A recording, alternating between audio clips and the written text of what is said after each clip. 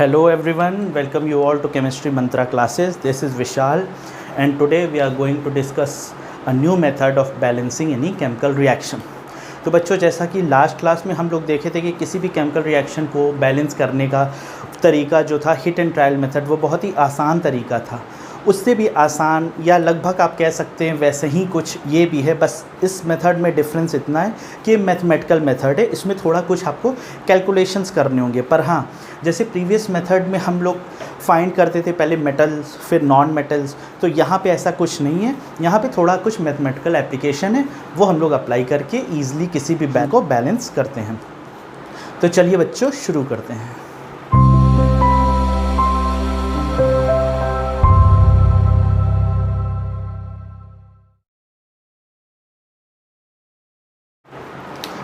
जो आपके सामने रिएक्शन है, अब इसको हम लोग जा रहे हैं मैथमेटिकल मेथड से बैलेंसिंग करने। तो देखिए, जनरली इसको करना क्या होगा बच्चों, सिंपली हम लोग क्या करेंगे, जो रिएक्टेंट और प्रोडक्ट के कोफिशिएंट हैं, इसके सामने हम लोग अल्फ़ाबेट लेटर ए, बी, सी और डी, ये 4 लेटर लिख देंगे, ए, बी, सी, डी। अगर मान लीजिए एक और प्रोडक्ट होगा तो ई, ऐसे, ठीक है। अब जनरली हम लोग को क्या करना है, कितने आइटम है, एक नाइट्रोजन है, हाइड्रोजन है, ऑक्सीजन है। तो चलिए स्टेप बाय स्टेप हम लोग पहले नाइट्रोजन के लिए इक्वेशन लिखेंगे इक्वेशन, उसके बाद हाइड्रोजन के लिए एक इक्वेशन लिखेंगे और ऑक्सीजन के लिए एक इक्वेशन लिखेंगे। तो चलिए इस देखते हैं। देखिए बच्चों, यहाँ पे कितने नाइट्रोजन है, एक, तो ए, इधर देखिए कितने नाइट्रोजन है, एक, तो ए इक्वल टू सी, ये मेरा पहला इक्वेशन आ गया नाइट्रोजन के लिए। देखिए यहाँ पे एक एटम है नाइट्रोजन का, तो ए इक्वल टू, इधर एक एटम है तो ए इक्वल टू सी, ये नाइट्रोजन के लिए हो गया बच्चों। अब चलिए सेम उसी तरह हाइड्रोजन के लिए। तो देखिए कितने हाइड्रोजन एटम है, 3, तो यहाँ लिखेंगे 3a इज़ इक्वल टू, अब देखिए बच्चों इधर कितने हाइड्रोजन एटम है, 2, तो 2d, ये हमारा बच्चों दूसरा इक्वेशन बन गया। पहला इक्वेशन हमारा नाइट्रोजन के लिए बना, एक एटम है नाइट्रोजन का लेफ्ट हैंड साइड में, राइट हैंड साइड में एक एटम, तो A इज़ इक्वल टू सी। दूसरा इक्वेशन बच्चों हमारा हाइड्रोजन के लिए बना, लेफ्ट हैंड साइड में 3 हाइड्रोजन है, तो 3 into A is equal to, right hand side में देखिए 2 एटम है हाइड्रोजन के, तो 2 इंटू D, ये मेरा बच्चों दूसरा इक्वेशन बन गया। अब तीसरा इक्वेशन हम लोग ऑक्सीजन के लिए लेते हैं। तो देखिए बच्चों इस साइड में कितने ऑक्सीजन एटम है, 2, तो हम लोग लिखेंगे 2b इज़ इक्वल टू, इस साइड देखिए बच्चों कितने ऑक्सीजन एटम है, एक ऑक्सीजन एटम यहाँ है और एक ऑक्सीजन एटम यहाँ है, तो हम लोग लिख लेंगे 2b, इसके लिए 2b is equal to c plus d, एक ऑक्सीजन एटम यहाँ, एक ऑक्सीजन एटम यहाँ, तो 2b equal to c plus d, ये मेरा बच्चों तीसरा इक्वेशन। अब देखिए बच्चों, हम लोग इसको मैथमेटिकल मेथड क्यों कह रहे हैं, क्योंकि इसमें कुछ इक्वेशंस इन्वॉल्व है जिसको कि हम लोग सॉल्व करके ए, बी, सी, डी का वैल्यू फाइंड करेंगे और फाइनली इक्वेशन में पुट कर देंगे। इसीलिए बच्चों इस मेथड का नाम है मैथमेटिकल मेथड। तो चलिए शुरू करते हैं। अब देखिए बच्चों, यहाँ पे अब हम लोग को करना क्या होगा, हम लोग को 3 रिएक्शन मिल गया, 1, 2, 3 इक्वेशन हम लोग को मिल गया। अब हम लोग को जनरली करना क्या होगा, सबसे पहले तो हम लोग को ये देखना होगा कि कौन सा लेटर है जो कि मैक्सिमम इक्वेशन में है। तो चलिए पहले ए चेक करिए, ए देखिए पहले इक्वेशन में है, दूसरे इक्वेशन में भी ए है, तीसरे में ए नहीं है। सी को चेक कर लेते हैं, सी देखिए पहले इक्वेशन में है, दूसरे में नहीं है और तीसरे में है। तो चलिए हम ए भी देख रहे हैं कि 2 इक्वेशन में मेरे हैं और सी भी हम देख रहे हैं कि मेरे 2 इक्वेशन में है। तो हम किसी भी एक को, या तो ए को कंसीडर कर लीजिए या तो सी को, किसी भी को 1 कंसीडर कर लीजिए। तो चलिए हम लोग ए को 1 कंसीडर कर लेते हैं, ए इक्वल टू 1। आप किसी को भी 1 कंसीडर कर सकते हैं, या ए को करिए या फिर सी को। सबसे पहले स्टेप देखना है कि कौन सा लेटर है जो कि मैक्सिमम इक्वेशन में अवेलेबल है, 2 में, 3 में, सबसे ज़्यादा इक्वेशन में, ठीक है। अगर मान लीजिए कोई भी 2 लेटर ऐसा आ रहा है जो कि सेम इक्वेशन में अवेलेबल है, 3 में ए भी अवेलेबल है, 3 में सी भी अवेलेबल है, दोनों, तो उस केस में आप क्या करेंगे, किसी भी एक को कंसीडर कर लेंगे 1, जैसे कि यहाँ पर हम ए को कंसीडर कर लिए 1। अब ए को कंसिडर कर लिए 1, तो बच्चों इस रिएक्शन से देखिए सी का भी वैल्यू हमको मिल गया 1। अब सी भी 1 मिल गया। अब देखिए ए और सी का वैल्यू हमें पता चल गया। अब हमको पता करना है बी का वैल्यू और डी का। तो चलिए इस इक्वेशन में, इक्वेशन 2 में अगर हम ए का वैल्यू पुट करेंगे तो हमको डी का वैल्यू मिल जाएगा। चलिए देखिए कैसे, देखिए ये है 3 इंटू ए का वैल्यू 1 है, तो 3 into 1 is equal to 2d। तो यहाँ से मिल जाएगा हमको d इज इक्वल टू 3/2 मिल गया बच्चों। तो ए का भी वैल्यू मिल गया, सी का भी वैल्यू मिल गया और डी का भी वैल्यू मिल गया। अब हमको बच्चों किसका चाहिए, फाइनली बी का वैल्यू चाहिए। तो चलिए बी का वैल्यू देखिए हमें कहाँ से मिल जाएगा, थर्ड वाले इक्वेशन से। देखिए हमें सी का वैल्यू पता है, डी का वैल्यू पता है, दोनों को रिप्लेस कीजिए तो यहाँ पे बी का वैल्यू हमें मिल जाएगा। तो चलिए देखते हैं। तो देखिए ये इक्वेशन को देखिए बच्चों, यहाँ पे 2b is equal to C plus D. C का वैल्यू देखिए 1 प्लस डी का वैल्यू देखिए बच्चों क्या है 3/2। अब इसको सॉल्व करिए। 2b is equal to 2 1 2 plus 3 5/2। तो यहाँ से बच्चों हमें क्या मिलेगा, b इज इक्वल टू 5/4। अब देखिए बच्चों a का वैल्यू पता चल गया, c का वैल्यू पता चल गया, d का वैल्यू पता चल गया और b का वैल्यू पता चल गया। सबको हम मार्क कर दे रहे हैं। ये मेरा d, ये मेरा ab और ये मेरा c। अब हमें जनरली करना क्या होगा बच्चों, इस पूरे वैल्यू को उठा के इक्वेशन में पुट कर देना है।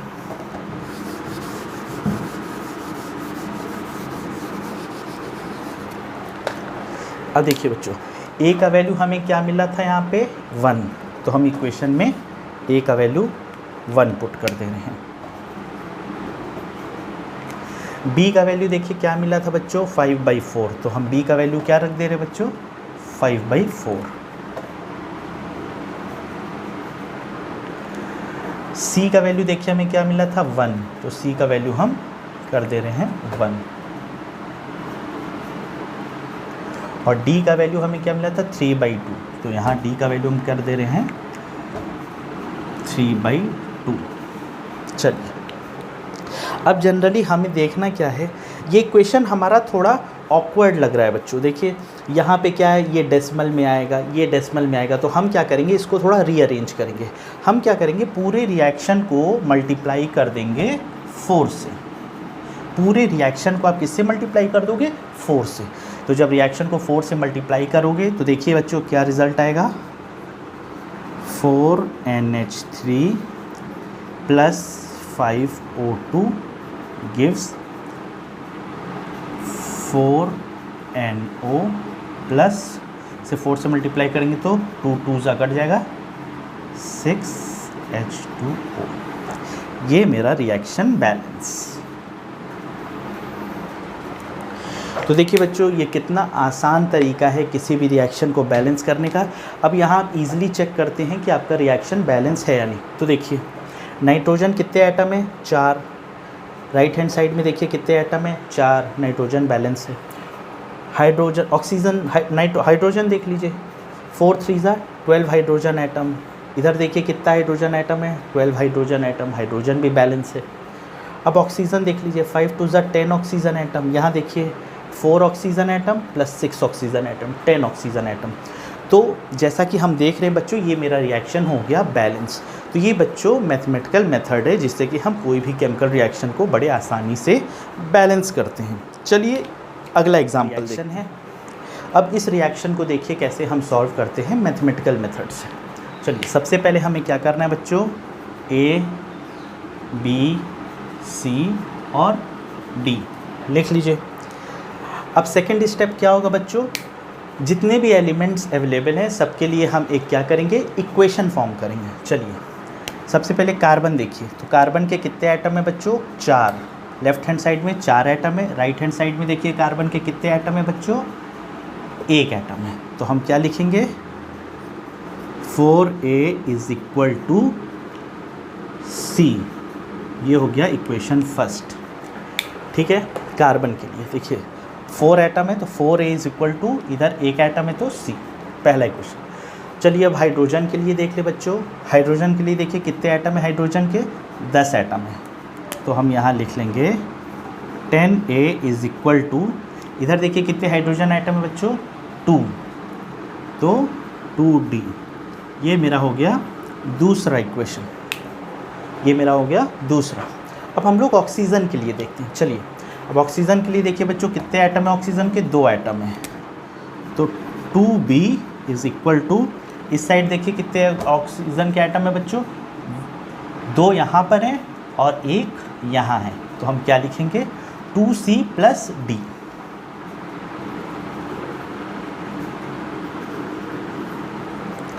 तो ये बच्चों मेरा 3 इक्वेशन बन गया। क्यों? क्योंकि इसमें 3 एलिमेंट अवेलेबल हैं। ठीक है, चलिए ध्यान रखिएगा बच्चों, जितने एलिमेंट अवेलेबल हैं आपके रिएक्शन में, हर एलिमेंट के लिए आपको रिएक्शन लिखना होगा। चलिए अब हम लोग इस इक्वेशन को सॉल्व करते हैं। तो सबसे पहले देखिए, पहले चेक कर लेते हैं ए देखिए पहले वाले इक्वेशन में भी अवेलेबल है, दूसरे में भी अवेलेबल है, तीसरे में नहीं है। सी देखिए पहले में अवेलेबल है, दूसरे में नहीं है, तीसरे में भी अवेलेबल है। तो हम ऐसा करते हैं, किसी एक को 1 मान लेते हैं, या ए को मान लीजिए या सी को मान लीजिए। चलिए हम ए को 1 मान लेते हैं, चलिए बस सी को 1 मान लेते हैं, सी इज इक्वल टू 1। आप या ए को मान लीजिए या सी को मान लीजिए, जो भी अल्फ़ाबेट मैक्सिमम इक्वेशन में अवेलेबल है उसको आप 1 मान सकते हैं। तो यहाँ पे हम सी को 1 मान लिए। अब देखिए बच्चों, जब सी को 1 मानेंगे तो यहाँ पे पहले इक्वेशन में रखिए सी का वैल्यू 1, तो ए का वैल्यू हो जाएगा 1/4। यहाँ से हमको ए का वैल्यू मिल गया बच्चों 1/4, सी का वैल्यू 1। अब देखिए ए का वैल्यू यहाँ पुट करके हमें डी का वैल्यू मिल जाएगा। चलिए देखिए 10 इंटू ए का वैल्यू क्या था 1/4 इज इक्वल टू 2D। अब सॉल्व कीजिए बच्चों, 2 2 ज़ा 4, 2 5 ज़ा 10, 5/2। तो ये क्या आया मेरा 5/2 इज इक्वल टू 2D। तो यहाँ से क्या मिलेगा बच्चों, यहाँ से आपको D का वैल्यू मिल जाएगा, D इज इक्वल टू 5/4। यहाँ से बच्चों आपको D का वैल्यू मिल गया 5/4।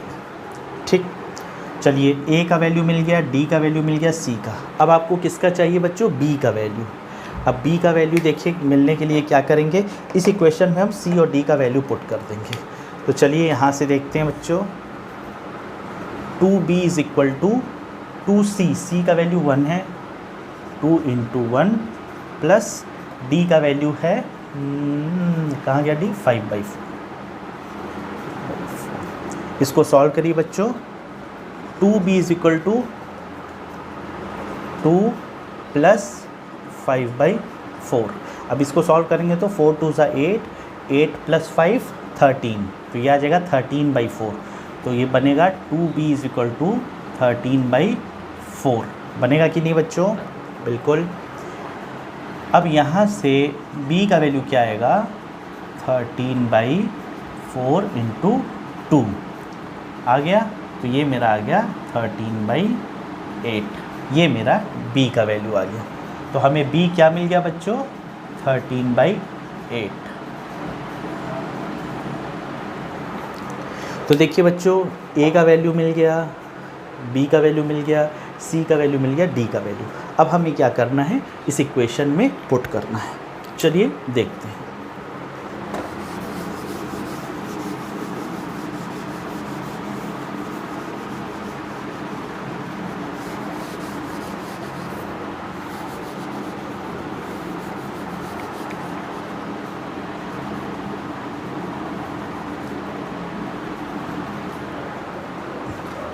थर्टीन बाई 8, B का वैल्यू था बच्चों 13/8। चलिए इसको डाल देते हैं। चलिए अब हम बच्चों A B C D का वैल्यू क्या करेंगे, इस इक्वेशन में पुट करेंगे। तो ए का वैल्यू देखिए क्या था 1/4, तो हम लिखेंगे 1/4 C4H10 प्लस बी का वैल्यू क्या था बच्चों 13/8, तो 13/8 O2। सी का वैल्यू क्या था बच्चों 1 CO2 प्लस डी का वैल्यू क्या था 5/4, तो 5/4 H2O। अब बच्चों हम जनरली करेंगे क्या, इस इक्वेशन को रीअरेंज कर लेंगे। रीअरेंज करने में लिए क्या करना पड़ेगा, हमको पूरे रिएक्शन को 8 से मल्टीप्लाई कर दें। ठीक है बच्चों, 8 से। तो चलिए जब 8 से मल्टीप्लाई करेंगे तो क्या मिलेगा बच्चों 2C4H10। देखिए जब 8 से मल्टीप्लाई करेंगे 8 ऊपर तो 4 2 तो 2C4H10 प्लस यहाँ पे 8 से मल्टीप्लाई करें तो 8 कैंसिल हो जाएगा बच्चों 13O2। CO2 सीधे चला जाएगा 8CO2 प्लस यहाँ क्या आएगा बच्चों 8 से मल्टीप्लाई करें तो 4 2 5 2 10 H2O। तो ये मेरा रिएक्शन कंप्लीट हो गया बच्चों। तो देखिए बच्चों ये मेरा रिएक्शन हो गया बैलेंस। अब चलिए चेक कर लेते हैं। कार्बन के देखिए इसमें कितने एटम है 4 2 8 एटम है। यहाँ देखिए कार्बन के कितने एटम है 8 एटम है। हाइड्रोजन के देखिए बच्चों कितने एटम है 10 2 20। यहाँ देखिए हाइड्रोजन के कितने एटम है 10 2 20 एटम। ऑक्सीजन के देख लीजिए 13 2 26 एटम है। इधर देख लीजिए ऑक्सीजन के कितने एटम है 8 2 16 प्लस 10 = 26। तो देखिए बच्चों ये भी बहुत आसान तरीका है किसी भी केमिकल रिएक्शन को बैलेंस करने का, प्रोवाइडेड कि इसमें थोड़ा बहुत कैलकुलेशन है। आपको बस ध्यान रखना है कि कैलकुलेशन में कहीं मिस्टेक ना हो जाए। अगर आप कहीं कैलकुलेशन पार्ट में मिस्टेक करते हैं तो आपका रिएक्शन बैलेंस नहीं हो पाएगा। तो ये मेथड बहुत आसान मेथड है बच्चों। इस मेथड में आपको प्रैक्टिस करना है। एक सवाल नहीं, दो सवाल नहीं, जितना क्वेश्चन आपको मिले, जितना क्वेश्चन चाहे एनसीईआरटी के पीछे टेक्स्ट बुक में जितना बैक में दिया हुआ है क्वेश्चन, या तो फिर आप प्रीवियस ईयर बोर्ड एग्ज़ाम में जितने पेपर में केमिकल रिएक्शंस से रिलेटेड क्वेश्चन आए हैं वहाँ से देख लीजिए। जितना क्वेश्चन मिले आप सॉल्व कीजिए। जितना ज़्यादा प्रैक्टिस करेंगे उतना अच्छे से आपको इस वाले मेथड पे भी कमांड हो जाएगा। तो जनरली बच्चों जैसा हम देख रहे हैं कि हम लोग का कुछ टॉपिक कवर हो गया है केमिकल रिएक्शन एंड इक्वेशन में। जैसे इंट्रोडक्शन टू केमिकल रिएक्शंस हो गया है, कैरेक्टरिस्टिक्स ऑफ केमिकल रिएक्शन हम लोग देख लिए हैं, और कैसे भी किसी रिएक्शन को बैलेंस करते हैं 2 मेथड भी देख लिए हैं। ठीक है, तो ये तो बच्चों था हम लोग का कि फर्स्ट हाफ पोर्शन कंप्लीट हो गया है। अब हम लोग नेक्स्ट लेक्चर में क्या करेंगे, जो भी इससे रिलेटेड कुछ क्वेश्चंस आए हुए हैं प्रीवियस ईयर में या फिर एनसीईआरटी में हैं, वो क्वेश्चन हम लोग सॉल्व करेंगे बोर्ड में और आपको दिखाएंगे सॉल्व करके कि कैसे क्वेश्चन को अप्रोच करते हैं। जो भी अब तक आप सीखे हैं उसको कैसे हम लोग क्वेश्चन में अप्रोच करते हैं, कैसे हम लोग क्वेश्चन में अप्लाई करते हैं, एप्लीकेशन पार्ट। तो नेक्स्ट क्लास में बच्चों हम लोग यही देखेंगे कि जो भी चीज़ पढ़े हैं उसको हम लोग कैसे अप्लाई करेंगे। ठीक है, तो आज का क्लास बच्चों यहीं समाप्त करते हैं।